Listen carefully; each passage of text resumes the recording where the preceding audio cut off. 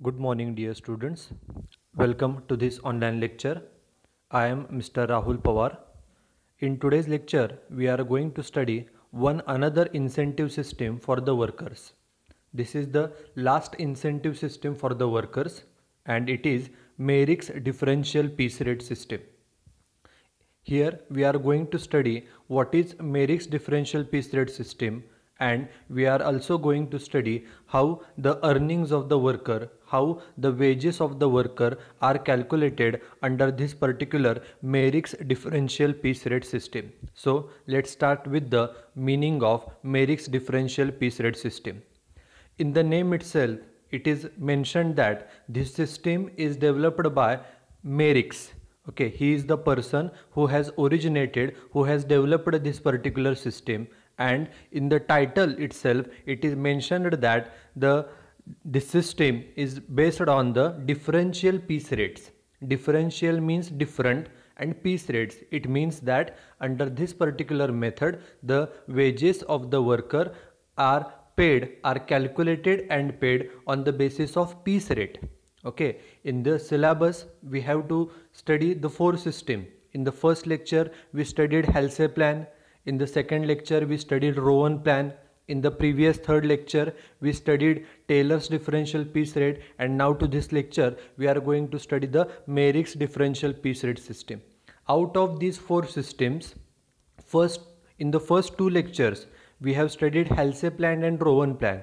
Both the Halsey plan and Rowan plan were based on the time rate.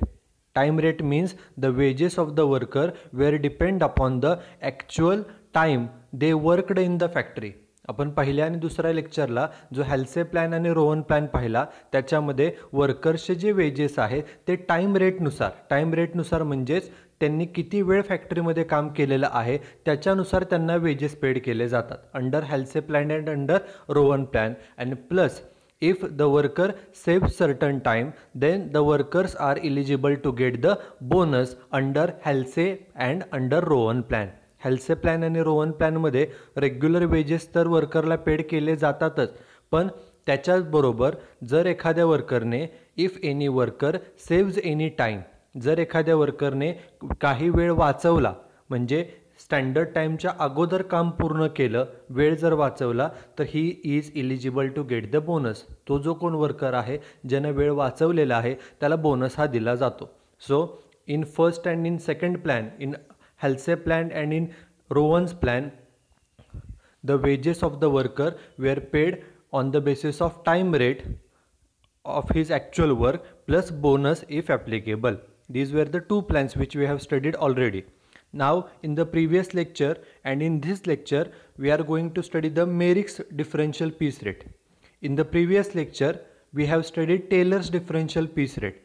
Okay, पाठीमागच्या लेक्चरमध्ये आपण Taylor's differential piece rate पाहिलेला आहे, त्याच्या देखील नावामध्ये पीस रेट असं मेन्शन केलेलं. आणि हा जो आजचा लेक्चरचा आपण जो स्टडी करत आहोत Merrick's differential piece rate, in the name itself it is specifically mentioned that this system or this plan is based on the differential piece rate. Differential means different and piece rates, it means that piece rate means production wise.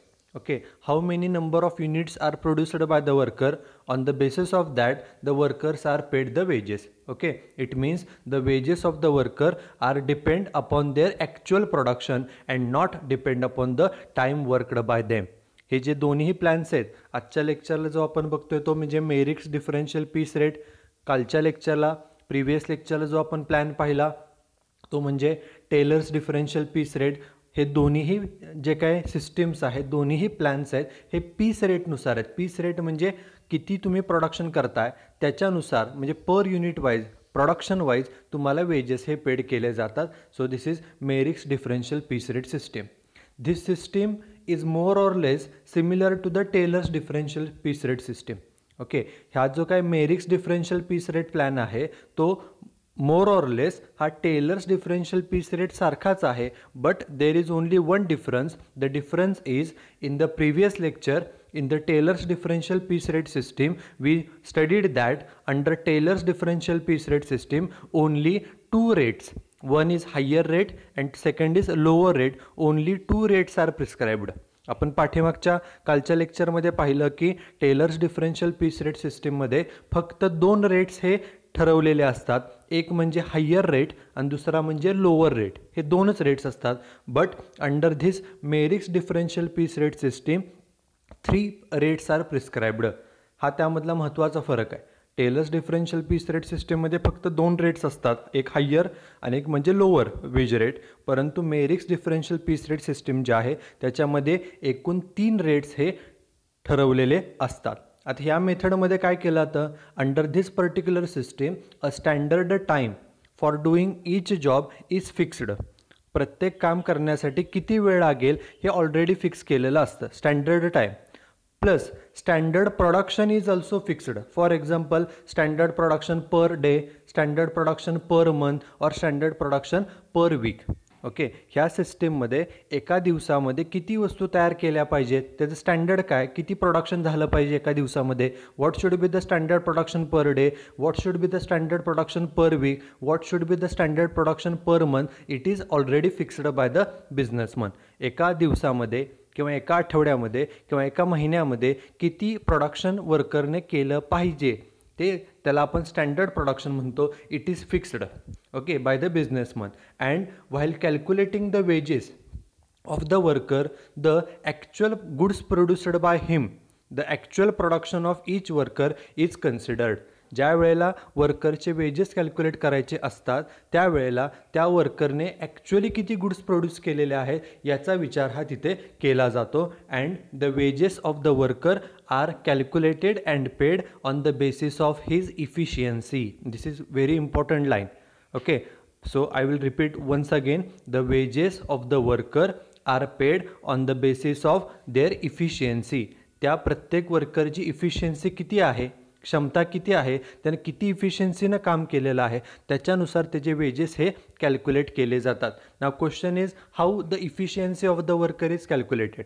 एखाद्या वर्करनं जे काय production केलेलं आहे त्याची efficiency, त्याची क्षमता ही पर्सेंटेजमध्ये कशी कॅल्क्युलेट केली जाते. The formula is written over here. The formula for calculating efficiency is given here. Formula is actual production divided by standard production and into 100. Okay, प्रत्येक वर्करचं ॲक्च्युअल प्रोडक्शन किती आहे ते बघा. ते एक्झाम्पलमध्ये आपल्याला दिलेलं असतं. डिवायडेड बाय भागिले स्टँडर्ड प्रोडक्शन. स्टँडर्ड प्रोडक्शन देखील आपल्याला दिलेलं असतं आणि पर्सेंटेजमध्ये काढण्यासाठी गुणिले 100. ते केल्यानंतर तुम्हाला प्रत्येक वर्करची इफिशियन्सी ही पर्सेंटेजमध्ये मिळेल. ओके, आता ही इफिशियन्सी मिळाली. सपोज एखाद्या वर्करची इफिशियन्सी 70% येईल.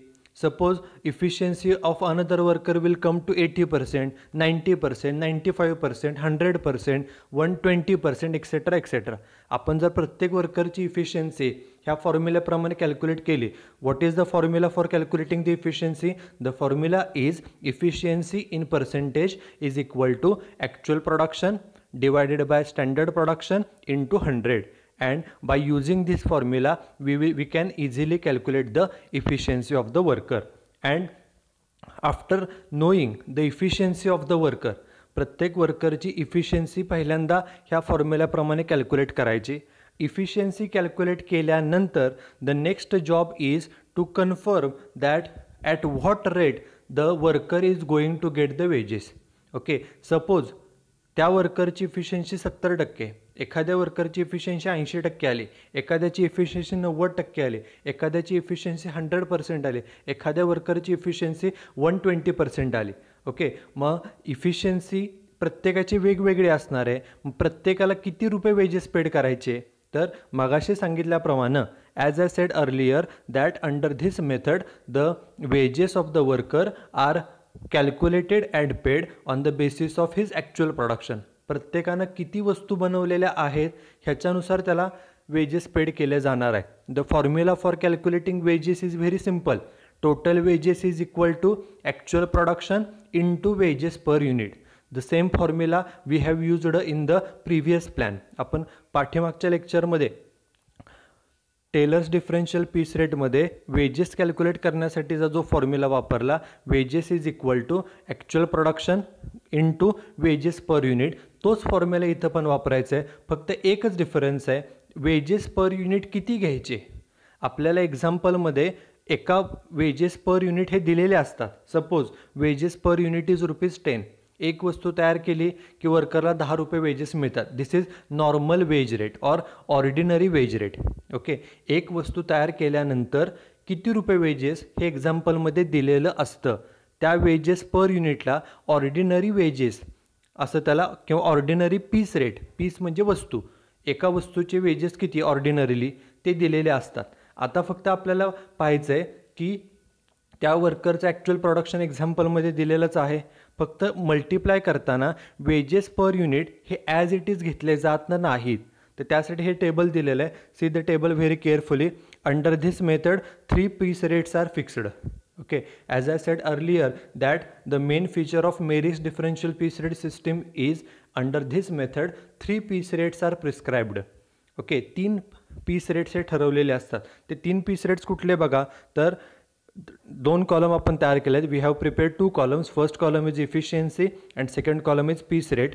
इफिशियन्सीमध्ये पहिला पॉईंट आहे, if the efficiency is up to 83.33%.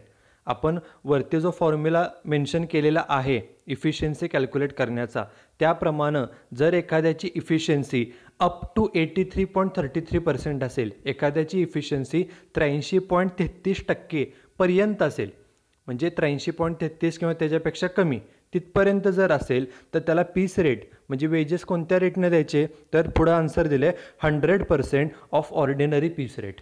म्हणजे 100% ऑफ ऑर्डिनरी पीस रेट, जो आपला रेग्युलर पीस रेट आहे. सपोज मगाशी सांगितल्याप्रमाणे एका वस्तूचा पीस रेट आहे ₹10. एक वस्तू तयार केली की ₹10 मिळतात. ते एक्झाम्पलमध्ये पीस रेट तो दिलेला असतो. मग त्या एका वस्तूचे ₹10, मग ₹10च्या 100%. मग ₹10च्या 100% किती येतं, ₹10च्या 100% म्हणजे ₹10. म्हणजे ह्या व्यक्तीला वेजेस मिळताना ₹10 पर युनिट प्रमाणे मिळणार आहे. त्याचं ॲक्च्युअल प्रोडक्शन जे काय असेल ते वस्तू गुणिले एका वस्तूचे ₹10, ह्याप्रमाणे त्याचे वेजेस कॅल्क्युलेट केले जातील. कधी, if his efficiency is up to 83.33%. त्यासाठी पहिल्यांदा firstly we have to calculate the efficiency of all the workers that we will see in the example. This is first. Second is if the efficiency is above 83.33% and up to 100%. Okay, जर एखाद्या वर्करची efficiency 83.33पेक्षा जास्त आणि 100पर्यंत असेल, म्हणजे 100 पण त्यामध्येच येतं. एखाद्या वर्करची इफिशियन्सी 83.33% पेक्षा जास्त आणि ते 100%पर्यंत, म्हणजे 100%पर्यंत, म्हणजे 83.33 पासून पुढे ते 100पर्यंत जर त्या वर्करची इफिशियन्सी आली, तर त्याला वेजेस किती रेटने पेड करायचे, तर त्याला वेजेस पेड केले जातात 110% ऑफ ऑर्डिनरी पीस रेट. आता मगाशी सांगितलं, आपण अज्युम केलं होतं की वेजेस पर युनिट सपोज आपले ₹10 आहेत. एक वस्तू तयार केली की वर्करला नॉर्मली आपण ₹10 पेड करतो. हे रेग्युलर वेजेस झाले. वेजेस पर युनिट किती, एका वस्तूचे 10. आता याची efficiency, if the efficiency of the worker is between 83.33% to 100. एखाद्याची इफिशियन्सी 83.33पेक्षा जास्त ते 100पर्यंत असेल, तर त्याला वेजेस किती टक्क्याने पेड करायचे आहेत, 110%. मग कशाच्या 110%, त्यांनी सांगितलं आहे ऑफ ऑर्डिनरी पीस रेट. जो ऑर्डिनरी पीस रेट असेल, पीस रेट म्हणजे ऑर्डिनरी वेजेस पर युनिट. आपण सपोज केलं की एका वस्तूचे वेजेस समजा ₹10 सांगितले असतील, एक वस्तू तयार केली की ₹10 वेजेस, तर त्या ₹10च्या 110%. मग ₹10च्या 10 × 110% जर आपण केलं, तर त्याचा आन्सर येतं ₹11. ओके, ₹10 गुणिले 110% जर आपण केलं, तर त्याचं उत्तर ₹11 एवढं येतं. म्हणजे या व्यक्तीला वेजेस मिळताना ₹11 पर युनिट ह्या रेटनं त्याला वेजेस मिळतील. म्हणजे त्याचं ॲक्च्युअल प्रोडक्शन जे काय असेल ते, आणि गुणिले इंटू वेजेस पर युनिट घेताना वेजेस किती घ्यायचे पर युनिट, एका वस्तूचे वेजेस त्याला ₹11 प्रमाणे मिळतील. ओके, कधी, if his efficiency is between 83.33% to 100. तर त्याला 110% जो रेग्युलर वेज रेट आहे तो एक्झाम्पलमध्ये दिलेला असतो, त्याच्या 100% किंवा त्या रेग्युलर वेजेसच्या 110% किंवा त्या रेग्युलर वेज रेट जो एक्झाम्पलमध्ये दिला आहे त्याचे 120% घ्यायचं. फक्त 100% कुणाला, 110% कुणाला, 120% कुणाला, ते आपल्याला कळायला पाहिजे. पहिल्या लाईनमध्ये सांगितलं आहे, if the efficiency is up to 83.33%. जर त्या वर्करची इफिशियन्सी 83.33% असेल, 83.33% तर त्याला वेजेस मिळताना 100% रेटने मिळतील, म्हणजे जो रेग्युलरचा वेज रेट आहे त्याचे 100% म्हणजे तेवढ्याच रेटने मिळतील.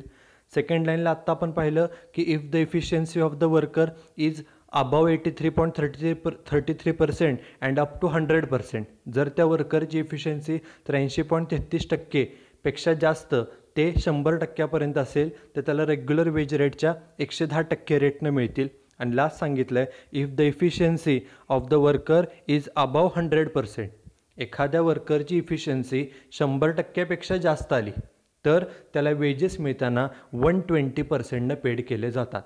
आत्ताचंच मगाचं एक्झाम्पल, सपोज आपलं वेजेस पर युनिट एक्झाम्पलमध्ये दिले 10 रुपये. एक वस्तू तयार केली की ऑर्डिनरी वेजेस पर युनिट समजा आहे 10 रुपये, तर याला 10 रुपयाने वेजेस मिळणार नाही, तर त्याची इफिशियन्सी 100%पेक्षा जास्त आहे. त्यामुळे जे रेग्युलर वेज रेट दिलेला आहे एक्झाम्पलमध्ये 10 रुपये पर युनिट, त्या 10 रुपयाच्या 120%. जर आपण कॅल्क्युलेटरवर कॅल्क्युलेशन केलं, if you make the calculation on the calculator 10 into 120%, 10 गुणिले 120%, the answer will come ₹12 per unit. त्या व्यक्तीला 12 रुपये पर युनिट प्रमाणे कसं कॅल्क्युलेशन केलं, जो रेग्युलर वेज रेट आहे 10 रुपये तो एक्झाम्पलमध्ये दिलेला असतो त्याच्या 120%, तर आन्सर किती येईल 12 रुपये पर युनिट. म्हणजे त्याचं वेजेस, टोटल वेजेस कॅल्क्युलेट करताना ॲक्च्युअल प्रोडक्शन ते एक्झाम्पलमध्ये दिलेलं असतं, त्या व्यक्तीचं ॲक्च्युअल प्रोडक्शन ते घ्या गुणिले ₹12 पर युनिट, ते गुणाकार करून तुम्हाला टोटल वेजेस हे मिळतील. This is the all about Merrick's differential piece rate system. Now for the clear understanding of this particular system we will see some examples. This is first example. Watch the example carefully in order to understand this particular system. First example is, from the following information calculate the total earnings of 3 workers P, Q and R who are paid wages under Merrick's differential piece rate system. Okay, 3 workers are given P, Q and R. First, normal piece rate, it is ₹5 per unit. जे आपण मागाशी एक assume केलं, एक वस्तू तयार केली की वेजेस किती 10 रुपये, इथे सांगितले नॉर्मल पीस रेट 5 रुपये पर युनिट, म्हणजे एक वस्तू तयार केली की वर्करला 5 रुपये एवढे वेजेस मिळणार आहेत. नॉर्मल पीस रेट म्हणजेच वेज रेट दिलेला आहे ₹5 per unit. Okay, this is first. Standard output means standard production. Standard production किती आहे 40 युनिट्स पर वीक. एका आठवड्यामध्ये 40 वस्तू तयार केल्या पाहिजे, हे स्टँडर्ड आहे. आपल्याला इफिशियन्सी प्रत्येकाची कॅल्क्युलेट करताना स्टँडर्ड प्रोडक्शन कन्सिडर करावं लागतं. It is 40 units per week. Actual production पीचं आहे 32 युनिट्स, क्यूचं आहे 37 आणि आरचं आहे 43. ओके, हे दिलेलं आहे actual production. And as I said earlier that before calculating the wages we have to calculate the efficiency of the worker, and we have seen the formula efficiency is equal to actual production divided by standard production into 100. So now we will start with the calculation. This is the table which shows the total earnings of worker under Merrick's plan. 4 columns are prepared. First column is particulars, second is worker P, worker Q and worker R. Firstly, we have to calculate the efficiency, and for calculating the efficiency, we want the figures of standard production, actual production. So first point, standard production. प्रत्येकासाठी standard production किती आहे आठवड्याचं 40 units, 40 units, 40 units. This is first. Second, for calculating the efficiency, we require actual production. So next line, actual production. The actual production of all the workers as prescribed in the example. Worker P's actual production is 32 units. Worker Qचं actual production त्यांनी दिलेलं आहे 37 units आणि worker Rचं किती आहे 43 unit. जे एक्झाम्पलमध्ये दिलेलं आहे बघा सर्वात शेवटी तेच इथं मेन्शन केलं आहे 32, 37 and 43 units. This is actual. Now with the help of these two we will calculate the efficiency in percentage. We have already seen the formula. Efficiency is equal to actual production divided by standard into 100. So this formula we have mentioned over here. See third line, efficiency of worker is equal to actual production divided by standard production into 100. Worker P कॉलममध्ये बघा पहिल्या वर्करचं actual production होतं 32 units divided by standard किती सगळ्यात वरती आहे 40 आणि percentage काढण्यासाठी गुणिले 100 इज इक्वल टू इफिशियन्सी आली 80%. पहिल्या वर्करची इफिशियन्सी 80% आली. Q second worker his actual production is 37 units divided by standard 40 and into 100, his efficiency comes to 92.5%. And last, worker R, formula तोच आहे, actual divided by standard into 100. आरचं actual production 43 आहे, divided by standard 40 into 100, his efficiency comes to 107.5%. Okay, so by using the formula of actual divided by standard into 100, we have calculated the efficiency of all the workers in percentage. So this is efficiency. Now as we have calculated the efficiency in percentage, now we have to determine at what rate they will get the wages. Whether they will get the wages at the rate 100% or 110% or at the rate 120%. First, पहिला जो worker आहे worker P, त्याची efficiency 80% आलेली आहे आणि आपलं table बघा, आपल्या टेबलप्रमाणे इफिशियन्सी जर 83.33% पर्यंत असेल, 83.33% पर्यंत असेल, त्याला 100% मिळतात. So it is mentioned over here. See the example.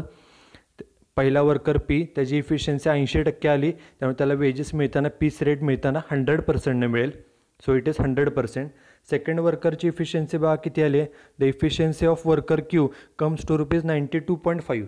मग आता 92.5ला बघा आपलं टेबल, त्यामध्ये सेकंड लाईन इफिशियन्सी जर 83 to 100 ह्या बिटवीन असेल तर तुम्हाला 110% वेजेस मिळतात. So this worker Q will get the wages at 110%. Okay, so 110% is mentioned over here. And lastly, worker R ची efficiency 107% आलेली आहे. बघा टेबल प्रमाणे if the efficiency is above 100, then the wages are paid at 120%. So the worker R will get the wages at 120%. Okay, this is 120%. Now the next line. In the example, the ordinary piece rate is mentioned. Ordinary piece rate per unit. It is given in the example. And बघा ordinary म्हणजेच normal piece rate किती आहे, ₹5 per unit. Okay, so it is mentioned over here, ₹5, ₹5. Okay, this is ordinary piece rate which is given in the example. So the word given is written over here.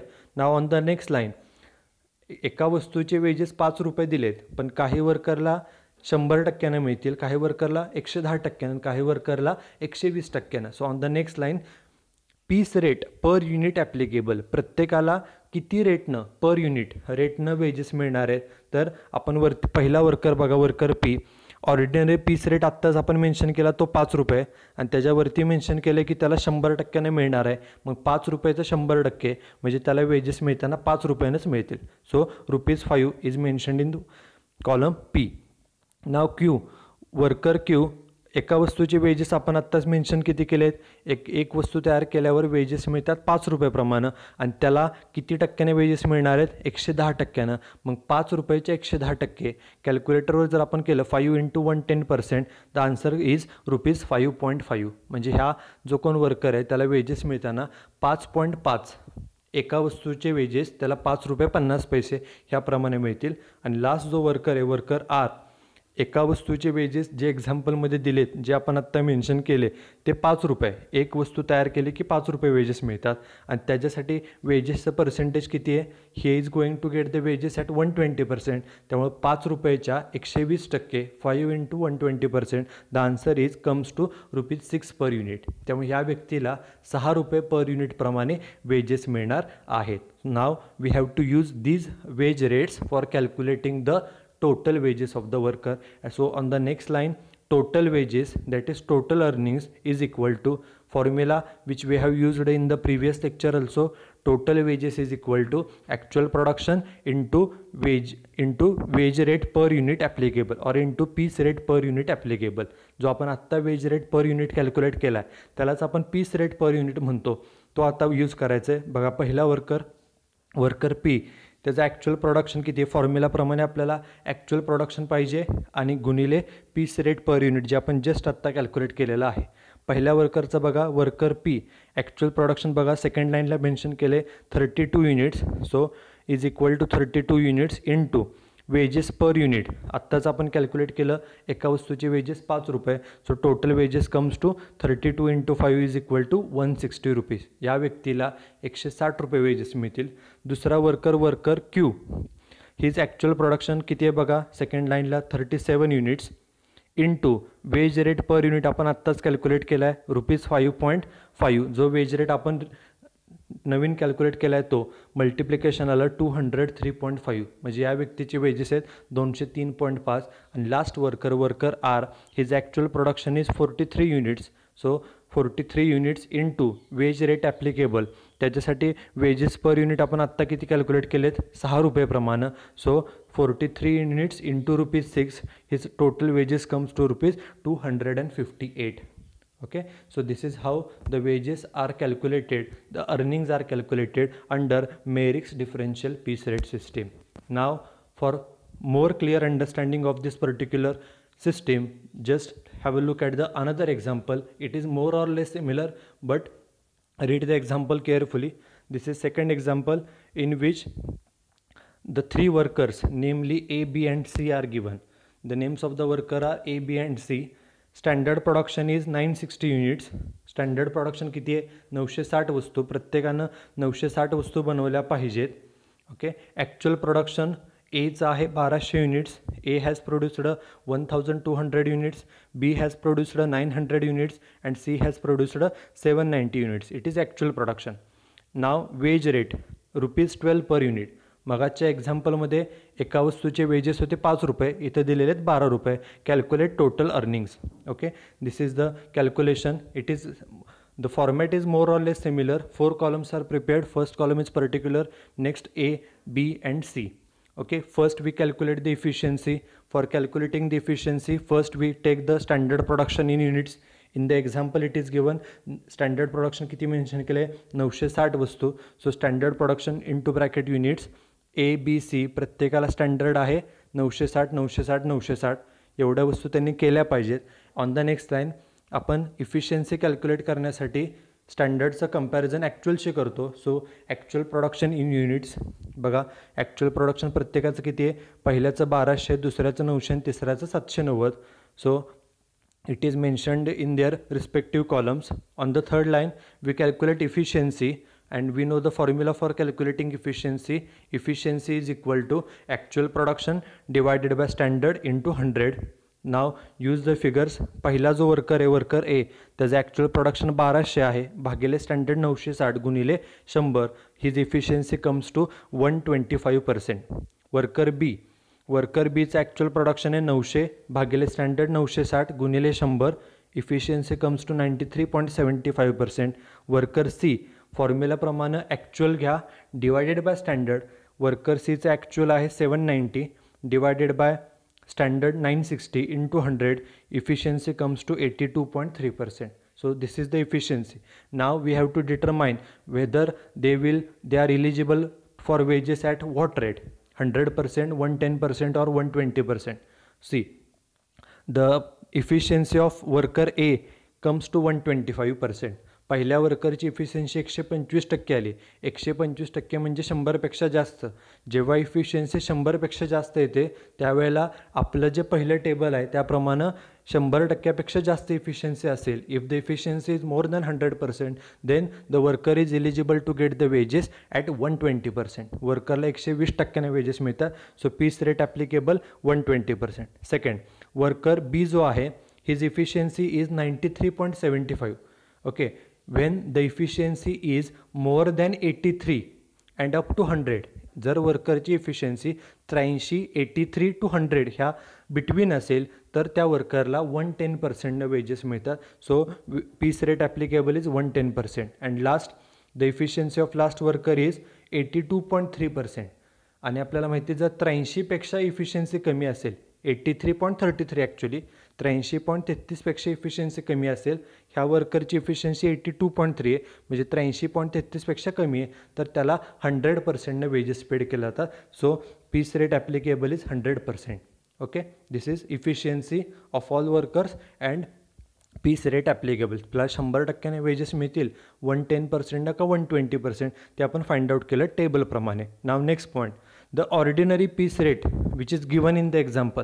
एक वस्तू तयार केल्यावर wedges किती रुपये, तर ₹12 ₹12 ₹12. हे सगळ्यांसाठी कॉमन आहे. पण आता हे रेग्युलर वेजेस झाले.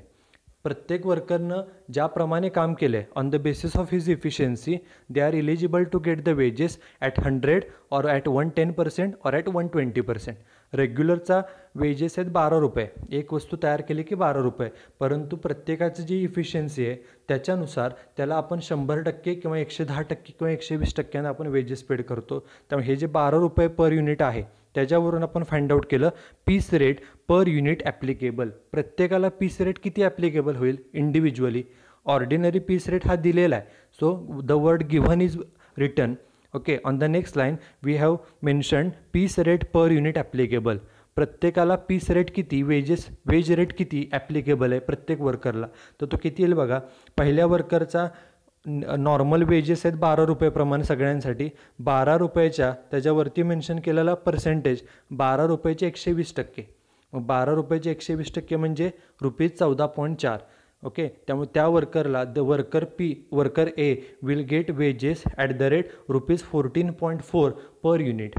त्या वर्करला ₹14.40 पर युनिटप्रमाणे वेजेस मिळतील. नाव वर्कर बी, एका वस्तूचे वेजेस जे एक्झाम्पलमध्ये दिले ते 12 रुपये आणि त्याला किती टक्क्याने मिळणार आहेत, 110%, जे आपण इथं आत्ता फाइंड आउट केले मगाशी. मग 12 रुपयाचे 110% म्हणजे ते किती येईल तर 13.2. हे कसं फाइंड आउट केलं बघा. 12 रुपये घ्यायचे गुणिले 110% कॅल्क्युलेटरवर करायचं म्हणजे एका वस्तूची वेजेस त्याला मिळतील 13.2. आणि लास्ट जो वर्कर आहे वर्कर सी, एका वस्तूची वेजेस जे सगळ्यांसाठी कॉमन 12 रुपये आहेत जे एक्झाम्पलमध्ये दिलेले असतात त्याचे किती टक्के त्याला मिळणार आहेत तर पीस रेट ॲप्लिकेबल त्यासाठी आहे 100%. मग 12 रुपयाच्या 100% म्हणजे 12, त्यामुळे त्याच्यासाठी पीस रेट ॲप्लिकेबल आला 12 रुपये. हा जो आपण आत्ता पीस रेट फाइंड आउट केलेला आहे एसाठी 14.4 पर युनिट, बीसाठी 13.2 पर युनिट आणि सीसाठी 12 रुपये पर युनिट, हा रेट कन्सिडर करायचा while calculating the total wages. And on the last line we have mentioned the total wages or total earnings. The formula for calculating total wages is actual production into piece rate per unit applicable. आणि piece rate म्हणजेच wage rate per unit applicable जो आत्ताच आपण 14.4, 13.2 आणि 12 हा find out केलेला आहे. बघा आता पहिला वर्कर ए, आपल्याला काय काय पाहिजे, ॲक्च्युअल प्रोडक्शन बघा टेबलमध्ये सेकंड लाईनला दिले. पहिल्या वर्कर एचं ॲक्च्युअल प्रोडक्शन किती आहे 1200 आणि गुणिले पीस रेट पर युनिट आपण आत्ताच फाइंड आउट केला सेकंड लास्ट लाईन 14.4. सो 1200 गुणिले ₹14.4 त्याचे वेजेस किती आले 17,280. Okay, his total wages comes to ₹17,280. This is first. Worker B's actual production is 900 units. So formula is equal to 900 units into piece rate applicable आपण आत्ताच second last लाईनला find out केलं आहे ₹13.2. So into 13.2 is equal to total wages comes to ₹11,880. दुसऱ्या वर्करचे wages आले 11,880. And last worker C, his actual production is 790 units. त्याचं actual production 790 वस्तू आहे जे सेकंड लाईनला मेन्शन केले आपण. आणि into piece rate per unit applicable जे आपण आत्ताच फाइंड आउट केलेलं आहे ₹12. मग 790 वस्तू गुणिले ₹12, टोटल वेजेस किती आले 9,480. Okay, so this is how we calculate the wages of the worker under Merrick's differential piece rate system. So with this we will conclude our lecture. In today's lecture we have seen the Merrick's differential piece rate system, and in this particular system we have seen that under this system 3 piece rates are prescribed. And firstly we have to calculate the efficiency of the worker. The formula for calculating efficiency of the worker is actual production divided by standard production into 100. And after knowing the efficiency of worker in percentage, we have to determine at what rate the wages will be paid to the worker, whether he is eligible to get the wages at 100% or at 110% or at 120% based on their efficiency.